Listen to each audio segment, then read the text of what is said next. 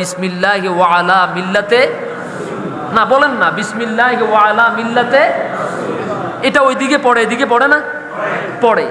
দেখেন, নামাজি বেনামাজি চোর ডাকাত এক কথায় শুধু নামের আগে আর পরে ইসলাম আর মোহাম্মদ থাকলেই দোয়া এটা পড়ে। পড়ে কি পড়ে না? মানে মুসলমান। তো এই দোয়াটার অর্থ কি জানছেন? এই দোয়াটার তর্জমা কি? অর্থাৎ, হে আল্লাহর বান্দা, তুমি তো দুনিয়া থেকে চলে গেছো, তো আল্লাহর নামে রাসূলের দলে, এ দোয়ার তর্জমা হচ্ছে আল্লাহর নামে রাসূলের দলে তোমাকে রেখে দিলাম। কি কথা কি বোঝা যায়? এখন আপনারাই অঙ্কটা মিলান। যেই লোকটার 70 বছর 80 বছরের জীবনে মাথা থেকে পা পর্যন্ত একটা সুন্নতের নমুনাই নাই, এরকম লোক আছে না নাই? কি একটা হিন্দু মারা গেল, না খ্রিস্টান মারা গেল, নাকি একটা দাস মারা গেল, এরকম কিছু আছে না নাই?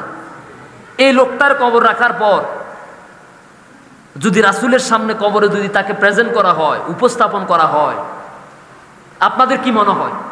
যদি রাসূলের উম্মত হয়ে থাকে তাহলে তো রাসূলের আলামত থাকবে তার মধ্যে, ঠিক কিনা বলেন? থাকবে না? আচ্ছা, একটা কথা বুঝি, যারা জামাত ইসলামী করে তাদের একটা মার্কা আছে না নাই? কি মার্কা? জোরে বলেন। দাড়িপাল্লা। তাদের এখানের মধ্যে একটা চিহ্ন থাকে। যারা আওয়ামী লীগ করে তাদের একটা প্রতীক আছে, সেটার নাম কি? আরো জোরে বলেন। নৌকা। যারা বিএনপি করে তাদের একটা প্রতীক আছে, সেটার নাম কি? আরো জোরে বলেন। ধানের শীষ। যারা দাসত করে তাদের একটা প্রতীক আছে না নাই? আছে না নাই? কি প্রতীক? হ্যাঁ, মশাল। যারা জাতীয় পার্টি করে তাদের একটা প্রতীক আছে না নাই? কি প্রতীক?